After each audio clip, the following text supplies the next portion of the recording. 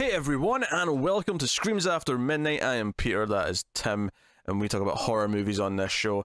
And in this episode, we are looking at a new Netflix movie that came out last week. It is called Cam. Well, it came out last week at the time of recording. I think this will be up in another week's time, so it'll be 2 weeks old. The point is, it's a Netflix original movie.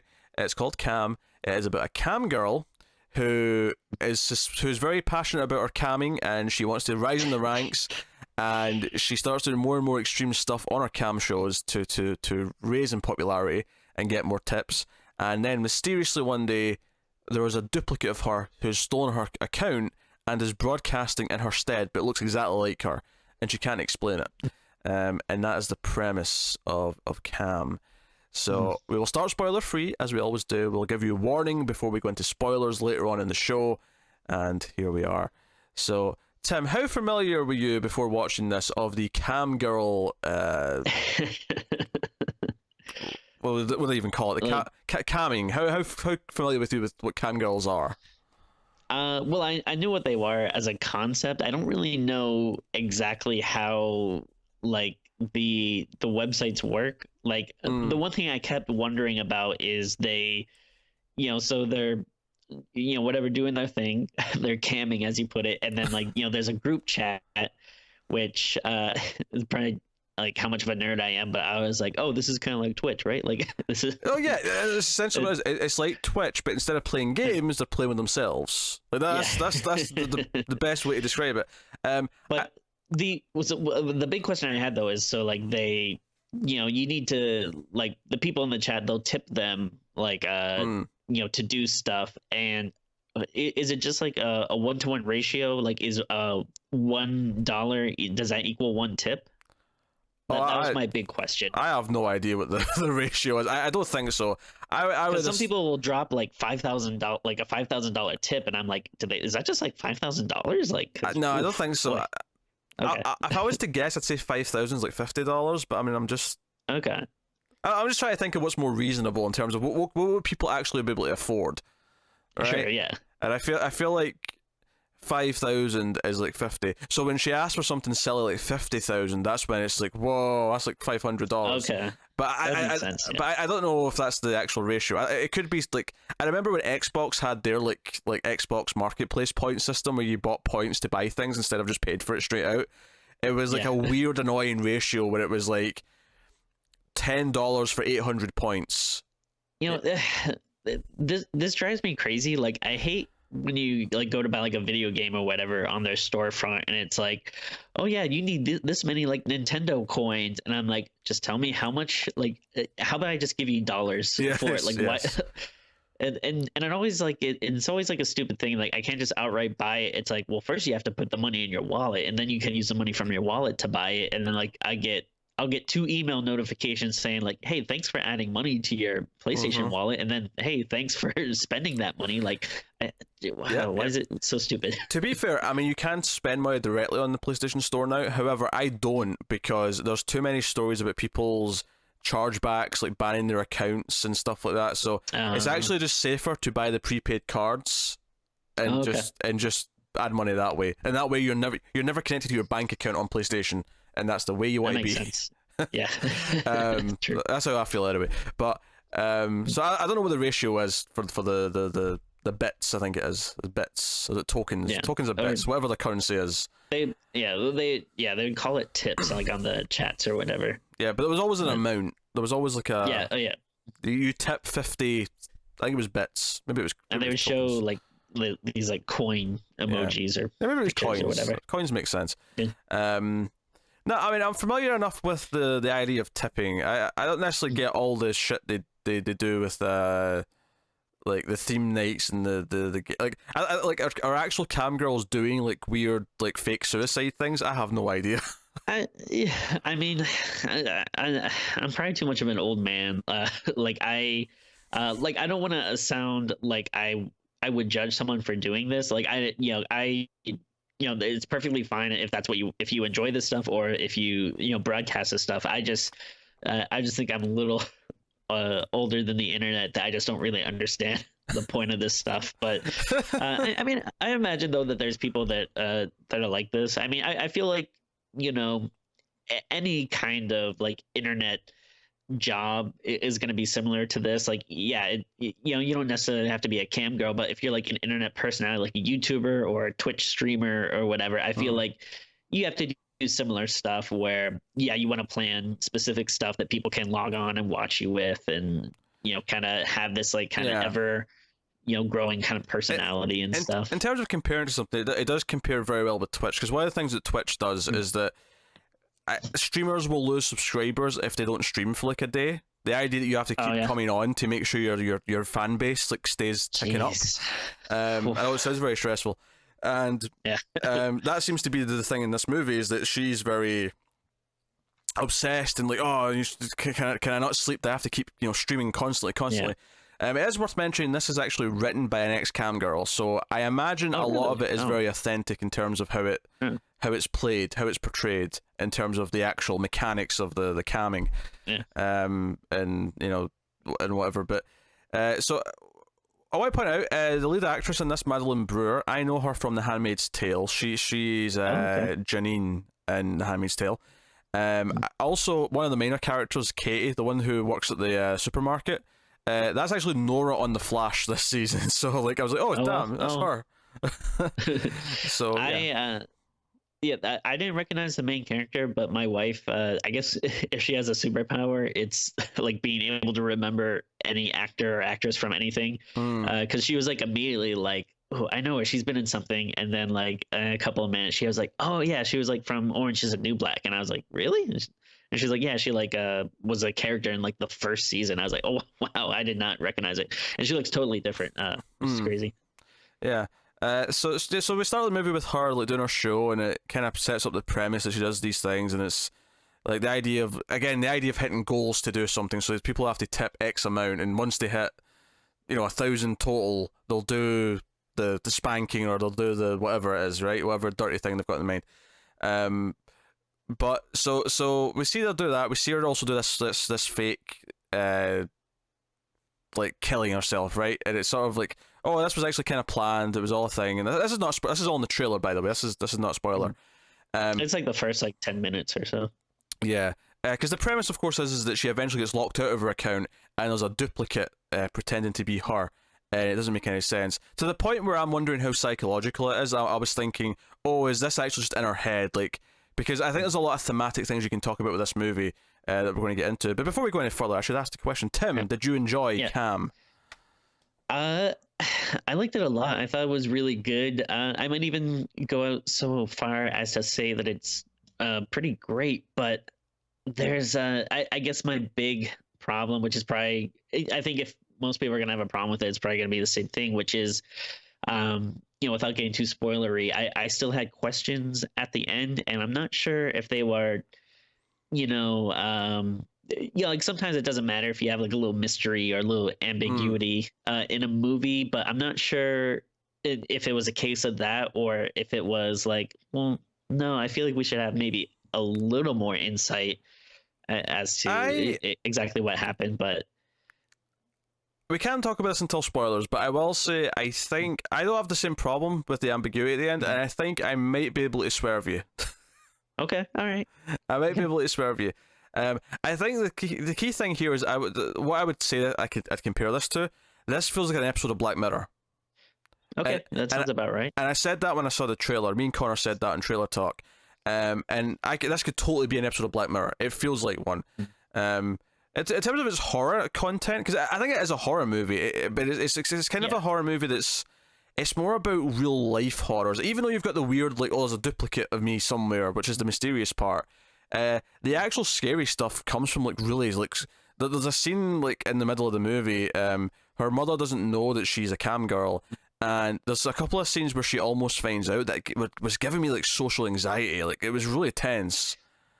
Yeah, I think social anxiety is a great way to put it, because I think yeah, there's like a lot of prejudice towards people that do stuff like this, where people think it's like, oh, like it's dirty, and they automatically, you know, paint you as being like a slut or a porn star or something. And then like, yeah, we see that in the birthday scene. Like, that was like really hard to watch. And then the scene with the cops that are just like total pricks, like that was like another like, oh man, like, yeah, there's definitely like that kind of feeling of anxiety and resentment and stuff. And I think that's kind of one of the points of the movie is how no one really helps her, no one really takes it seriously, no one, how she's treated, how and I think the movie at its core, outside of being an exploration of obsession and like her desire to like be the best and do all these more extreme things, because the obvious point is that once there's a separate person, it's kind of like examining the idea that her online personality has actually become detached from who she really is. The idea that there's a real person, because even her mother at one point even says,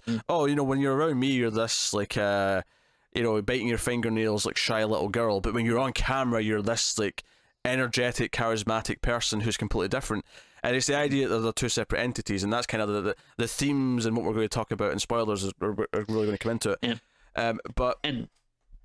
Well, I think like one of the strong suits of the movie is that it shows you like, oh, she's like just a normal person, like like all these people like judge her for having this career, but she's just like a really regular person, and she acts this way, but it's like like when she's on camera, but it's the same way like people would act like when you want to do good at your job, or like if you want to get a promotion or stuff, and it's nice like that she has this because like kind of like one of the concerns me and Connor had when we watched the trick, because we thought it looked good, but one of the concerns we had was that it might paint this industry in a negative light, in a sort of demeaning way.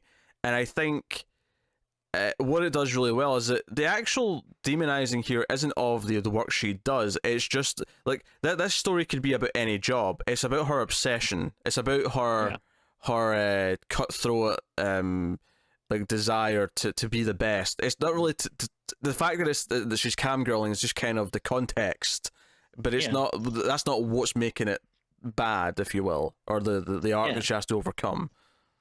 And I think maybe the people that are maybe in more of a negative light are maybe like some of the people that are watching this or something. Like some, like you can see, I mean, some people feel like they're just normal people, but then there's also like some people that, feel like they're just a little too creepy and, I think one of the other things it goes into is the dangers of like, if you do this kind of work, the type of attention you might get from certain people will be this, or at the scene with the cops is kind of like, they just kind of diminish any like complaints you have because they see what you do is kind of silly and frivolous. I think there's an actual term that cops use, or that I've heard people talk about before on like true crime podcasts or something, where they refer to like certain people as being like, I could be wrong, but I think it's like the less dead or something, where like if you have a dead prostitute or like sex worker or something, like they'll be considered less dead than like a normal, quote unquote, normal person, because like they're not like police will just be like, oh, like that comes with the job, because obviously her complaint when she eventually calls the police about what's going on is that she can't, the website isn't helping her, because as far as the website is concerned, nothing is going wrong. And she calls the police, and they kind of dismiss what she's talking about, that this is just whatever, it's not a big deal, stay off the internet if you don't see this sort of thing. And I'm like, no, the complaint here is that someone is stealing her identity, and arguably because the copy, if you will, is doing more extreme things that she would never have done, it's like defaming her in a way. That's what it is. That's the complaint, which is a very legitimate legal complaint to have about something. So I think maybe one thing that kind of frustrated me about this is that it's very obvious something is going wrong, but it's such like an easy thing to prove, like, because all she has to do is say, hey, look, this video is live, and I'm here, I'm not doing this, like, and she even shows like the other cam girls at one point they kind of just dismiss it like, wow, that's weird, but like I feel like no one treats it as crazy as it actually is. Yeah, I think that's again a criticism of like how police handle like internet crime, is they don't really take it seriously. They just kind of treat it as, oh, it's the internet, what are we supposed to do? It's whatever. So I think there's critiques of that in there. I think there's critiques in here of how sex workers are treated, but there's also critiques of maybe how some sex workers, or just workers in general, but specifically in this case sex workers, the obsession to be the best, and what that takes out of you, and the constant. Because the idea that the cam girls, they constantly have to seem like they're happy that everyone's there. They constantly have to be upbeat. Yeah.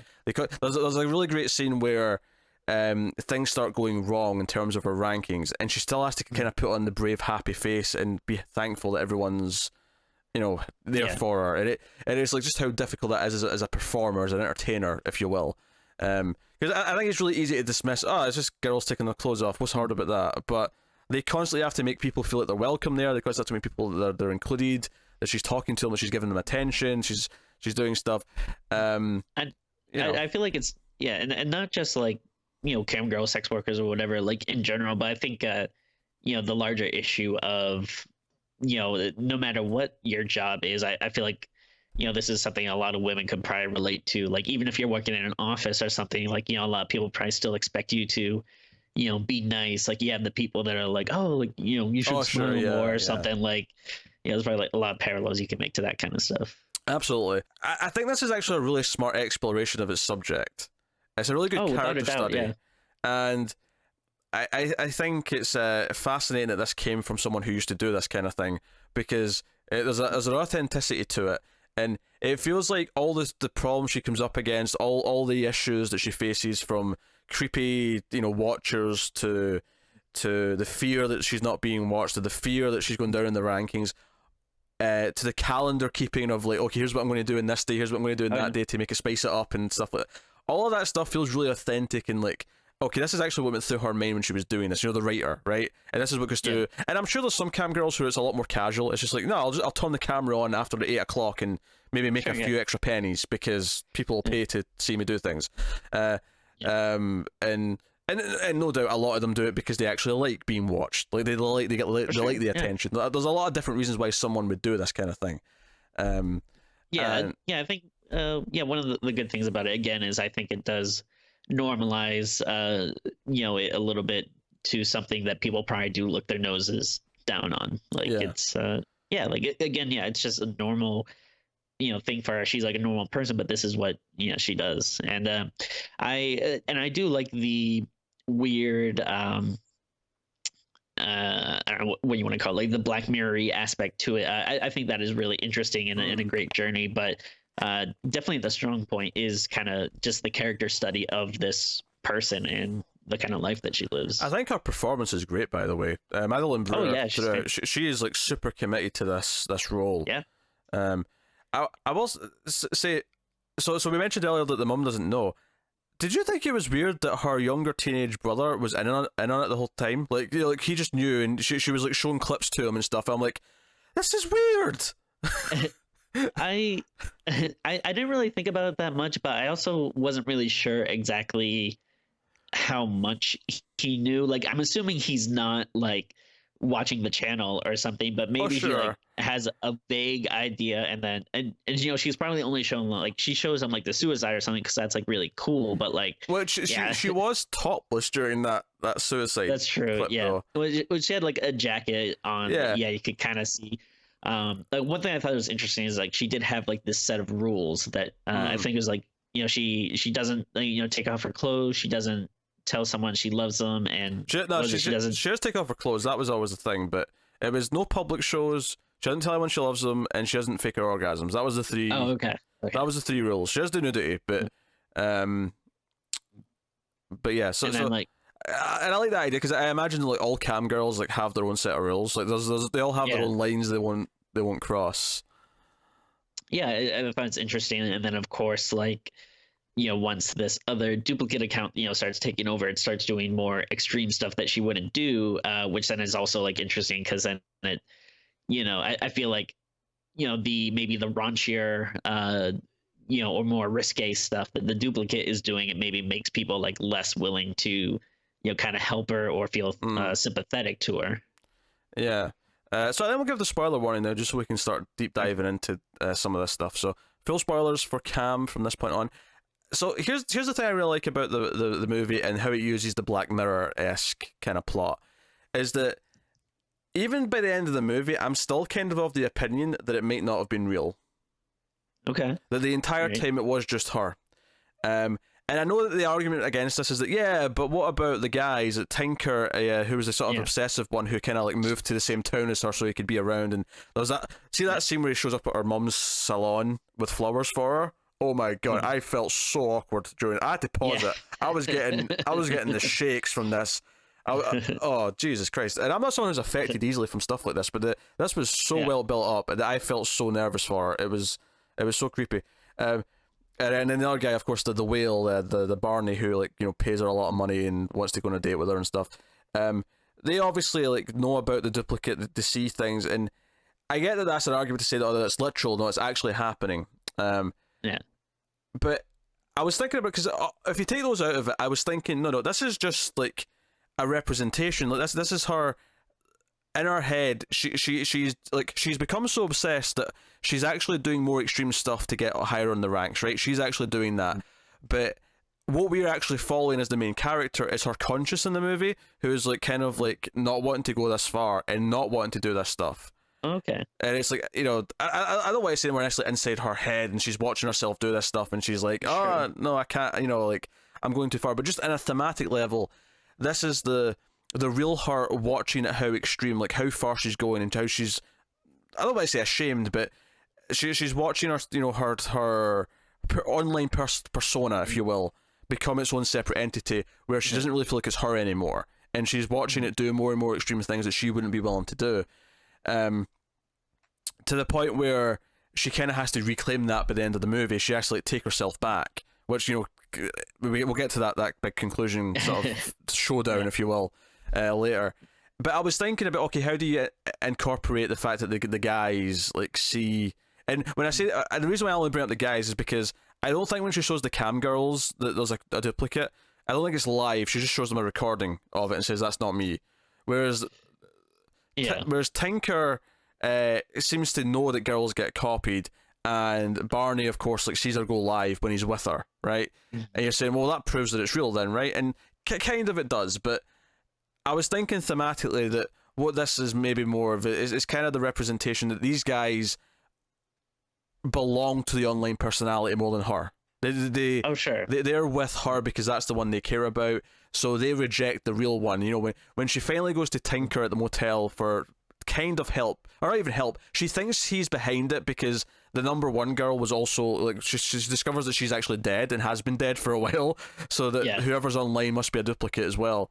And she goes to Tinker thinking he's behind it, and he's happy she's there, but he ultimately like ignores her and goes and masturbates to the duplicate on the laptop in the bathroom.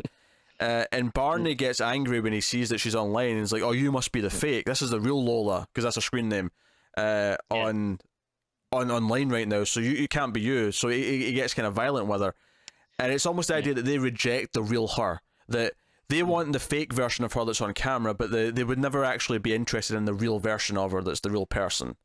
So I mean, I definitely think that is an interesting theme. Like, I wasn't really thinking about that when I watched the movie. I do like that as an idea. I just feel like there's so many questions though you have to ask about what's really going on. Like, it's, you know what I mean? Like I think it works as a great idea, but I think as a movie, it's less concerned about tying everything up and how everything's logically happening, and more about the ideas that it's making you think about and talk about.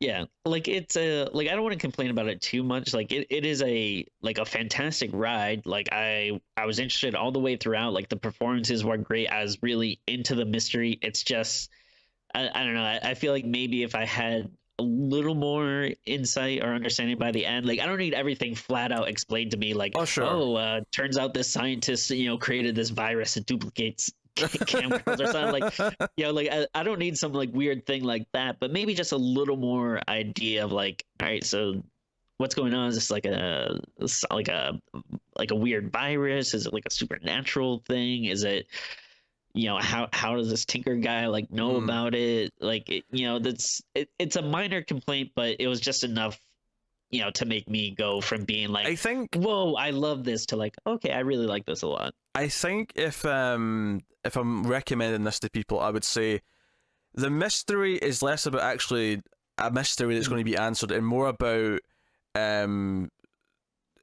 more of an allegory, right? It's more of a just Yeah. here's what it's about, and that even makes it feel more like Black Mirror, where it doesn't necessarily have a neat ending, where it's like you understand why everything is happening, which is why for me I think none of it really did happen. I think it was because I know she goes on to because Tinker was doing a private with her with the copy, right, when he was masturbating, because that's the thing, you can pay to, like, just talk to the person face to face.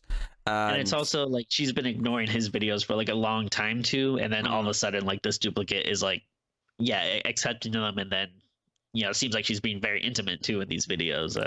Yeah, because the real Alice is not interested in him, whereas fake Lola though has a lot of time and attention for him, and that's why he gravitates towards her. But she comes face to face with the fake Lola, and the fake Lola doesn't even recognize her and doesn't understand. And she's like, "Oh, you must be Tinker's girlfriend. Oh, hello." And she's like, "This doesn't make any sense." And she's like, she doesn't even realize she looks like me. So she goes back to her place and she sets up her mirror, like, she puts her camera and her TV behind her in front of the mirror, so that when she does a private with the fake Lola later, she'll see herself like reflected both ways. And we have this kind of showdown where she kind of fights the fake Lola to regain her life back and her account back, and she does this by kind of challenge her to these like dares, and the audience like vote with tokens like who's winning, and she basically mutilates her own face. She like bashes her head into the table, and I think her nose actually kind of like almost like was falling off at one point. The violence at the end here, it felt very real and is very visceral, and I actually was wincing like when she's slamming her face into the desk, because it seems like a very it's like a marble, like very thick like surface, and she's just really slamming her head down, and it's like, ooh, I actually found that stuff kind of hard to watch. And I think it's interesting that going with my theory that it's not really, even though I know there's a whole chat room that's voting on it, but again, this is the idea being that all of this is just representative of what's actually going on in our head.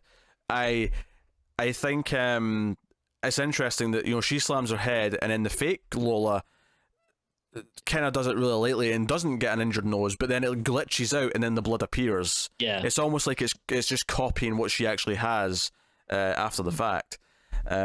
But she gets her account back and then immediately deletes it because it's like, okay, this persona has gotten out of hand, I can't keep doing this. But this is the thing, you think maybe she's going to get out of cam girling by the end of the movie. She doesn't. She actually she gets like her nose fixed up, her mum does like new hair for her and stuff, and she comes on with a new persona. The movie ends with her saying, hello guys, and it's like she's like regained control of who she is to a point, and she's not let it get out of hand. But I liked that the dramatic thing in this big final showdown, if you will, is that she is fighting for her own like victory on the platform that she lost, if that makes sense. Like she's fighting, they have to vote for the real her over the fake version of her, and she actually wins. The real version wins, and she feels more empowered because of that. There is actually like a nice underlying theme here of like empowerment throughout this movie. Which is really nice. Definitely. And I like this final showdown. Like it's I thought this is a very smart way to defeat this thing, because like it's as much as like a weird anomaly it is, like it seems like it does have a set of rules that it has to follow. Like like ultimately it is beholden to the cam girling rules. And like to the people in the chat room and stuff. So like when they vote for the real Alice, and and like let her win, like Lola is forced to like, comply and stuff. So I know I thought it was cool, and it's definitely like a smart way to end it. So if I'm interpreting the movie, I think it's about her online personality almost becomes a separate entity, and she has to fight to regain control of her own of her own life back. But it's told throughout this literal story of this actual duplicate happening and how this affects everything. And I think it's interesting that her mum only finds out about what she does after the duplicate's like doing more extreme things and takes control. And the friends of the brother are watching her and be like, "Oh, his sister's a porn star," and like making all these jokes. And like what I thought was crazy about that is like the brother is fighting this kid that's showing everyone and calling his sister a porn star, but then like he just sticks around. Like, wouldn't you be like, hey man, get the hell out of my birthday party? But the kid just like stays for cake. Yeah, yeah, because Alice is the one who leaves, and Yeah. it's a shame actually because her brother's kind of mad at her after this point. It seems like he maybe gets a lot of shit at school now because of what his sister does. They never really have like a make-up because they seem like they have a really good friendship early on. Her mum, however, does kind of like warm to her, and that's where we get that interesting. And that's where the movie really clicked for me, I think, in terms of what was happening. Is when her mum said, "Oh, like you're a completely different person online. Like you're this confident, like charismatic person when you're so shy in person." And Alice yells out, "But no, you're not understanding. That's not really me. Someone's taking over." And that's when I went, "No, this is actually just as her. This is just a representation of like her having this other." Because you hear that a lot about how entertainers are really different. Like when they're off camera and off mic and stuff like that. I mean, we're both completely different when we're not doing this show. Yeah, can you believe it? That's yeah. Yeah. Donate 50 on Patreon and I'll take my top off. Right, we'll start camming. Whoa. Donate 100 and keep it on. This is a fortune. I can make a fortune out of this. Tim will double what anyone pays just to stop it. Excellent. Yeah. No, I mean, I like your theory. I don't know if I necessarily buy it. I definitely like get it as like a theme and stuff, but then it just I feel like maybe if that was the intention, I feel like there's maybe you could leave other stuff not to be so questioning, because then it's still like, well, then obviously by the end, how is she, doing this with herself or whatever? Like, I don't know. It's yeah, I think it's best not to think of it too literally. I mean, the first I was glancing at reviews after I watched it to see what what people thought about it, and some of the first things I came across were, if you don't like endings that aren't neat and don't tie up everything, then you're going to be frustrated with this maybe. So if that's a problem for you, then that's fair enough. But I think it's well, like for me, it's not enough that like it doesn't ruin the movie. Like I still think it was a fantastic movie because it is such a again, the performances are great and it's like a really great journey. Like I am pretty much from start to finish, I was invested in the characters and where it was going, and like I like the end, how she defeats this other persona. It's just like, maybe it's just like a little bit in the back of my mind that's just kind of keeping me like wondering a little bit, but I don't know, maybe it's a good thing that I'm still thinking about it. Yeah, no, there's some else we didn't even mention. We mentioned, the scene where she's on a date with Barney, but we never mentioned that he kind of tries to grab her and assault her in the bathroom, and she has to kind of run away, and that scene's pretty scary. Because we mentioned the social anxiety of a couple of scenes, but there's a couple of scenes where she has her taser with her, and she's like, it's actually kind of scary. It's like, this is kind of a tension that you face. It's almost like the movie is kind of in a way about the dangers of camgirling, but not in this. I mean, obviously the obvious one is you get these stalkers or whatever, but the other less obvious one is the obsession, the desire to keep becoming better, and the fear of losing your status, and how to manage that.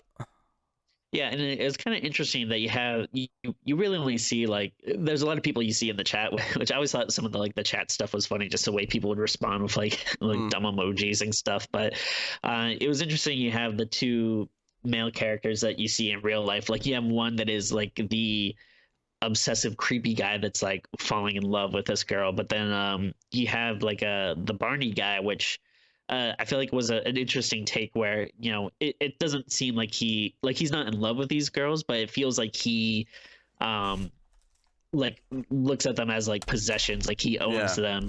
Like I think he even refers to them as like my girls or something. Yeah, it's implied that he's married at one point, and he's this really well off guy who likes to spend money on cam girls just so that they'll eventually meet and whatever. And I think it's interesting as well that we know that he met with the number one girl who turned up, who at least she believes turned up dead.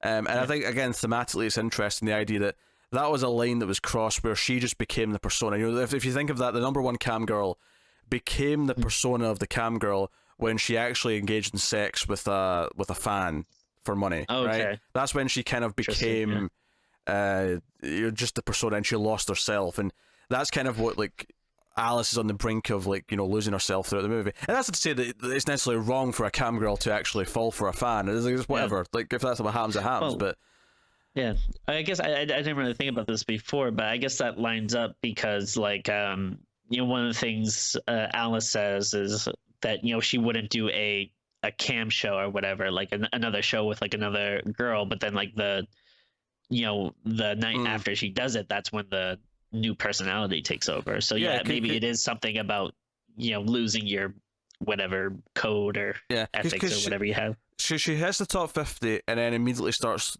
dropping because one of the other girls who doesn't do nude stuff says she'll do nude stuff if, you know, if Lola falls down 10 places. And she gets so frustrated, she's like, no, best buddy, we're doing the dual show and we're doing it with the Vibratron 5000 or whatever it was called. And yeah, so she does this extreme, no, not extreme show, but she does this show where it's full on sex toys, it's full on, the chat controls the speed of the vibrator and all that stuff. And that's was something she said she wouldn't do and then goes back on it. And I think you're right. I think that's the point where the next day she wakes up and she's separated because she broke one of her rules. So. And you know what's funny is I assume like on the site or whatever that I don't know, I just figured like it's probably like, oh, what is there, like 100 of these girls or something. But then like I think later they actually show it, it's like a crazy amount, like 16,000 or something like that. I was like, oh, okay, no wonder like being in the top 50 is like that big. And again, what I like about it is, again, going back to the idea of that it's not demonizing any of this stuff. It's just, this is about her own personal rules, her own personal goals, and how she kind of betrays herself and loses herself because of that. And I think that's what makes it work in a way that's not, you know, because it could very easily be, oh, if you're into sex camming and you're into this line of work, it's dangerous and you shouldn't do it, and it's this, and it could be waving its finger at you. But it doesn't do that. It comes from a very kind of genuine, personal story. Yeah, I think, I mean, there's so many stupid people out there. I'm sure there's some idiots that'll probably take the wrong message from this. Sure, but, yeah, but I think the movie does do a good job of, kind of normalizing this stuff and, you know, making you kind of relate to the character. And yeah, it's no different than anything else. Yeah. No, maybe Tim will start his career as a cam girl soon. I mean, if people want to watch me read comic books and play Castlevania, if I can make money off that, why not? Hell, one of the things on this was they were paying her to eat her steak with bare hands and just biting it, and I'm like, some people have weird damn fetishes. What I kind of think is weird about it, and like, again, no, you know, if this is your thing or that's what you like, that's fine. But like, I just think the idea of, like, for me personally, like if I want to like do something or watch something like intimate or whatever, I want to do it by myself. And just the idea that like these people, like the people in the chat room, seems like they were all friends. Like they're like, hey, we're doing this together. Like, it's like they've built a community around like this sort of stuff. Yeah, that's the part's kind of weird. I agree with that, but whatever. Maybe that's the type of gentleman who would be into a gangbang, right? Sure. There's a group. There's buddies being together. Some ladies. There could be some ladies in the chat. You don't know. Oh sure, yeah. And Mr. Teapot was a guy. Or was a girl. Yeah, because it was Alice. Yeah. It was Alice's new identity because she was trying to like talk to the fake Lola and find out what was happening. So, this whole thing. The steak thing was weird to me though, because I think eating is probably one of the least attractive things that people, at least most things, like sure, sucking a long lollipop, sure, that could be attractive, but there's nothing attractive about biting into a steak. Well, not sexually. It's attractive in the sense that I know what a steak, but it's just not. Yeah. It's not sexually arousing. No, not really. There's nothing less sexual to me than grease. Ugh, and like greasy fingers because you've been touching pizza or something like that. No, go away. Yeah, I especially don't like it when and the confetti drops and just the idea of confetti on the food and stuff. I was like, like that. Oh dear. But yeah, so no, it's an interesting movie. Just a small point on Nora from The Flash. What's her name? Katie in the movie. She works at the supermarket, and she's kind of ashamed of her job. Like, she's sort of like, because at this point, Alice isn't telling people what she does, right? She's just like, oh yeah, I'm being kind of, things are going well. I've got like she says she's got like a web design job or something like that. She has like a fake job. But the idea is she has just bought a house. She's doing well. She's got a nice big house. She's buying sofas on Amazon or whatever. And Katie feels kind of like self-conscious about, oh, I just work in a supermarket. She has that kind of attitude where she's like sort of, at the birthday party she actively avoids talking about work because she's kind of, she's a little bit ashamed. She's like, oh, I'm only at this point in my life. I don't have like some other fancier job that I could be proud of or whatever. But when it's revealed at the birthday party that Alice does this sort of stuff, Katie gets this evil smile on her face, like, "Oh, I'm better than you," and that kind of stung that moment. It was like, because she seemed like a likable enough character up until this point, and it was like, no, you're looking down on her now because now you feel like you're above her because she's in sex work and you have a normal job, quote unquote. But I thought that was a really effective way of like showing just how quickly someone's attitude towards Alice changes because of just this specific thing, this specific job that she does. That's interesting. So, yeah, definitely. It's pretty well directed. It's got a really nice Stark sort of style. It genuinely feels like a Black Mirror episode. It really does. Yeah. Yeah, I mean, I haven't watched that much Black Mirror, but I can definitely see the vibe in that. But hey, Cam's very good. Cam is a solid movie. It's very allegorical and thematic. So if you want just straight up, logical plot points that all make sense, it's maybe not the best for that. And it's not even necessarily like a traditional horror movie in the sense that we normally talk about. It's horror in a very more societal way, in a very more social or personal way. But there is a creepiness to it as well. So, yeah, definitely. So yeah, that's Cam. So you can let us know what you think, but we have to rate the movie first. Tim, what are you giving it out of 10? Really good. I think I'm gonna give it just a flat out 8.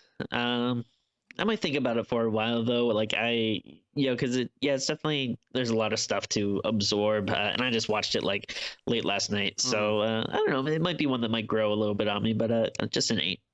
Yeah, I'm going with 8.5. It could rise in time. The more I think about it, if I watch it again, it might reach that amazing status. But I think it's a great movie. 8.5 is what I'm throwing at it.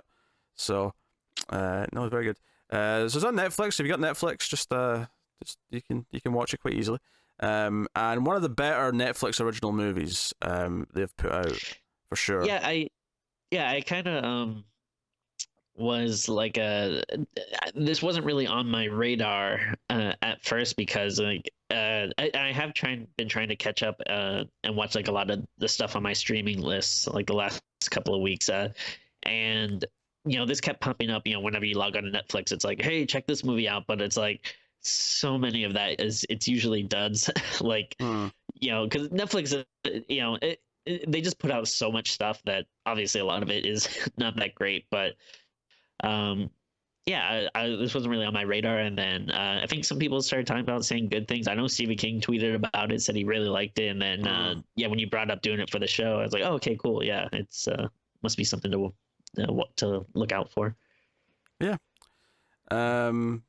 So yeah, but that is Cam. So by all means, let us know what you thought of the movie in the comments below. Like and subscribe, all that stuff. If you want to support the show and the channel, you can't give us tip as tokens on here. That's it. There is a tip jar on my Twitch page for Mail Fuzz. If you want to just tip directly into PayPal and give us money that way, you can. But I highly recommend instead of that, go over to patreon.com/MailFuzzTV. Because over there you can get some bonuses, you get some exclusives, you get some stuff early, you get to vote in a Screams After Midnight episode every month, you get to submit movies to the Crypt. It's been a while since we've done a Crypt episode, we'll have to do one soon. But the Crypt is a list of movies that our patrons have submitted, and every so often we'll pick one from and we'll do it. But you go have a look at that'd be great. But yeah, otherwise, like, subscribe, usual stuff. Get us on Twitter at Screams Midnight, and otherwise we'll see you next time. So thank you very much for watching or listening. Keep watching scary movies if I can speak properly. And we'll see you next time.